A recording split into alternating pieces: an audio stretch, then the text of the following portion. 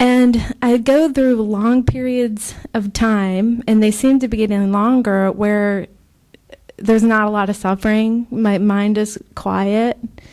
But something inevitably will happen, which will kick up the story again and will cause suffering again. So it almost feels like to me that it's an energetic, the sense of separation is an energy held in the body. Okay. Because not too long ago, I was meditating, and again, that laughing thing happened when I realized that this body's completely empty. Yes. Completely, there's nothing here. Yes. And it was so strong that I thought, how did I ever believe there was something here? You know? And it felt so free. And then I realized that's when I realized that, oh, this separation it's been in my body. And when it kicks up again, it's deep in the body is what kicks it up again. And I'd been sitting with a meditation teacher who is, I think, more of like a traditional Buddhist, and she's a very sweet, loving, compassionate person. She's given up her whole life to serve other people. And I tried to tell her about this sense of there's nothing here. And she said, well, if there's nothing there, then there's nothing here, and there's no one anywhere. And I said, yeah. And she wasn't having that. And that's when the suffering kicked in again, because I thought, she's supposed to know better than me. Okay. If she doesn't believe something must be wrong here with my thinking, because why doesn't she understand this? Isn't she enlightened? Doesn't she know what's going on? Why doesn't she get it? Yeah. And so I started believing again in stories that I tell myself that are based on my conditioning as being raised by a fundamentalist Christian mother of sin. And, you know, if you don't believe in Jesus, you're going to go to hell. And all those things started kicking in again and causing the pain and the belief in the story again. That somehow, if I believe that there's nothing here, I'm forfeiting my soul.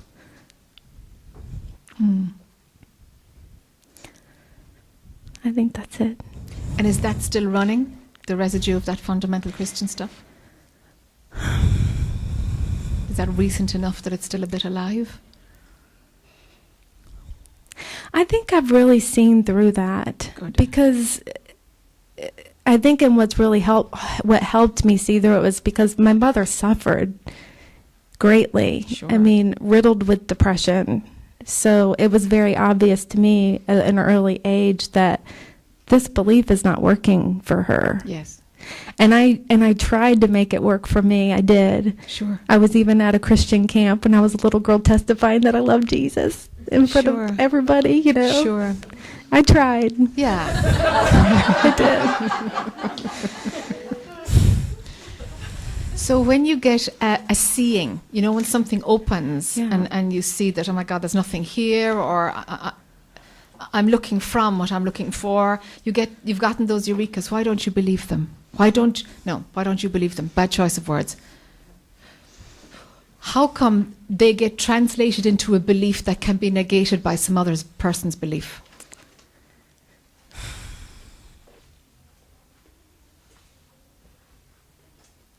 Gosh, I don't know.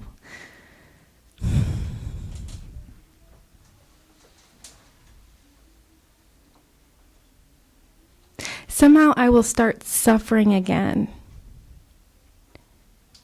And I mean, it must be the thoughts that create the suffering. I don't know if it's the thoughts that create the suffering, or it's simply just energy in the body that is producing the suffering that won't stop. But even though I've had all these realizations that have generated all this spaciousness and freedom, the suffering kicks back in. It just turns back on. It's just like, you know, that Terminator movie where he's trying to kill that robot and it just keeps coming back up and it's like that. Okay. You know, it will not die. And just when I think it's gone, you know, Yeah. it comes back up again. Yes, yes. And at that time, what happens, the realizations that you've had? They just get masked by my character. I go right back into the story and believing the story intensely. And do you not believe the realizations? What happens? I believe those too. Okay.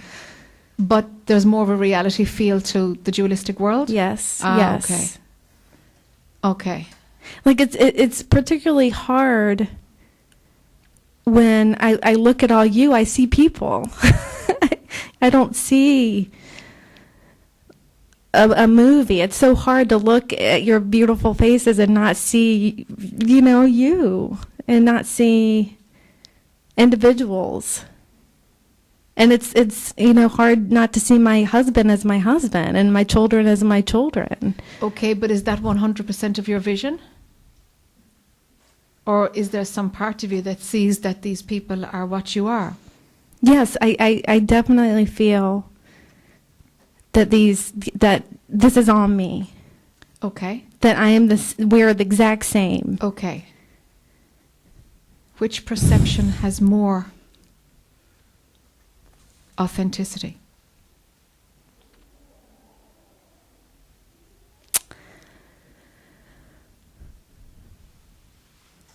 I think it's I don't know. It's a mixture of both, because when I feel free and when I feel spaciousness, the reality with the capital R feels more real. But then I'll start my day, or I'll be, you know, having a conversation with someone again, and the dualistic world takes over. I feel very trapped in between both of these realities. And it's hard because when you talk to people, they reinforce the reality, the thinking of the dualistic world. They reinforce that by their beliefs. So it's like the shared energy. My brain hasn't been fried. Do you know what I Yes, mean? I Like do. that part of my I brain do. hasn't died. Yes. So it just keeps rebuilding itself. Yes. So that's why I keep saying that I feel like it's an energy shift that needs to happen. Yes. And that's why I felt like coming here might trigger that energetic shift, you know, Yes. by being with you. Yes. Yes.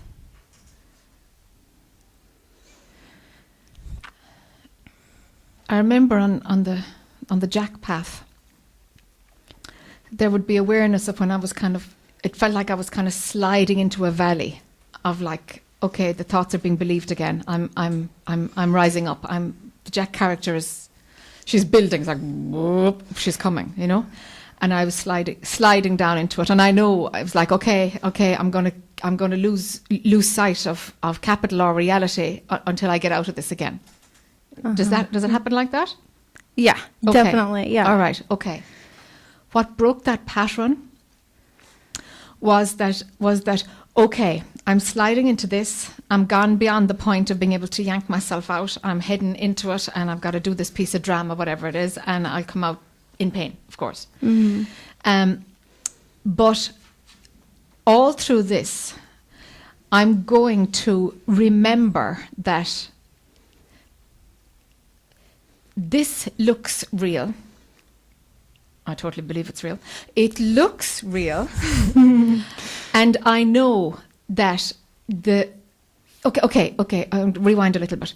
Okay, when capital R reality is playing, it's easy to see drama for drama. All right? And I did a flip of that.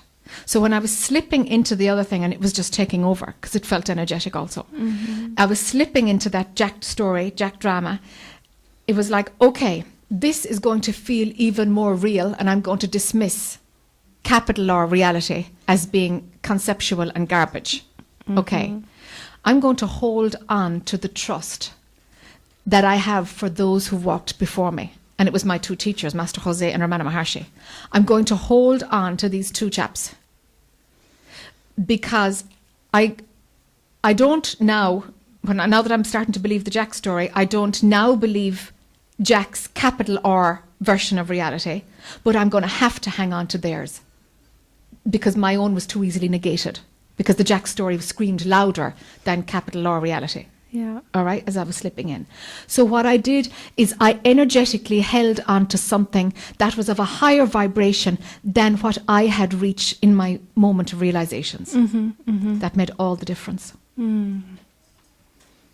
So I was sliding in and I was like, I'm grasping at straws here. I'm grasping at my imagination, at a memory, and I don't care. I'm going to grasp anyway. Because my mind was saying, that's BS, that's BS. They're just, other conceptual things. You just want to believe that what they said is true, and you've just imagined all that, and it's just a concept, believing it into existence, that there is, that there is that which is beyond. And mind yakety yakety yakety yakety yakety yakety yak to pull it all down. Okay? But it's like, no, I'm going to trust those guys. I'm not going to trust my own realizations. I'm going to trust those guys, that they know something, that they've gone someplace where I haven't gone. So it was like, pull me out, Ramana, pull me out, Ramana, pull me out, pull me out, pull me out. Even though I was in my drama, in my story, pull me out, pull me out. It worked. It worked. Some part of me was diving into it, but there wasn't 100% investment. My body was in it. It was playing as real, but there was like 0.5% of my attention saying, catch me, catch me, catch me, yank me out of this, yank me out of this. Do you see? Some part of my energy, and it broke its potency. It broke it. But I felt like I'm clutching at straws here, but I hope to God I'm right. I hope to God I'm right. That the other one, it needs to flip over so that I know that capital R reality is actually the real reality and that this isn't. Right now, I don't see it, but I'm going to have to trust that they know it. So whatever energy I'm tuning into while I'm into this, okay, guys, come on, come on, come on, come on. Hold me, yank me out of it. And it shifted. And it was really tough to catch myself, because I was like, I'd go into the scenario and I'd be out of it and I'd thinking, man, I've got to try that. I've got to do that. To hang on to the energetic knowing that is more solid, more embodied than I have achieved so far. But I can't seem to remember because I get caught in it so far. And one day it was like, oh my God, I'm slipping. This is where I'm going to catch the guys. This is where I'm going to catch a vibration. And I'm going to stay holy. I don't care what my mind says to make me lose my grip. I don't care what it says, but I'm hanging on to that frequency. And it never again did a drama present as more real than realizations, than the reality feel. That's what will break it out of your body. That some percentage of the energy form that is body, mind here in front of me, some percentage of that is retained, is hanging on to a vibration that's higher than yours, and so doesn't allow, you're not completely 100% invested. Then there's a leakage. Then the drama is leaking. It's no longer Loctite. Does that make sense? Yeah, because it's an energy. Yes, it's an energy. And you're not grounded in something enough. So when the drama comes, you've lost. Just slip, and you're all the way down in there again. You're not hanging on to something that's outside of it, energetically. Energetically. And I guess I thought sitting with this meditation teacher I'd been sitting with, because she's given up her life to, help other people. And I just thought that a lot of people have done that, to rear their kids to help other people. Yeah. I mean, look, that doesn't mean anything. Yeah. You haven't been setting your standard high enough. Yeah.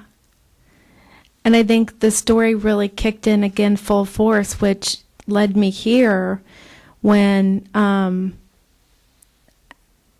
realized that I couldn't hold on to her vibration because she didn't see reality in the way that I had felt that it was true. Yeah.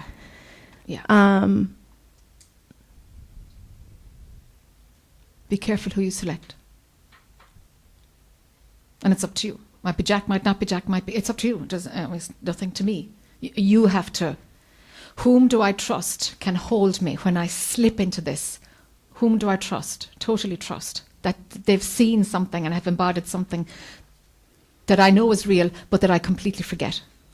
And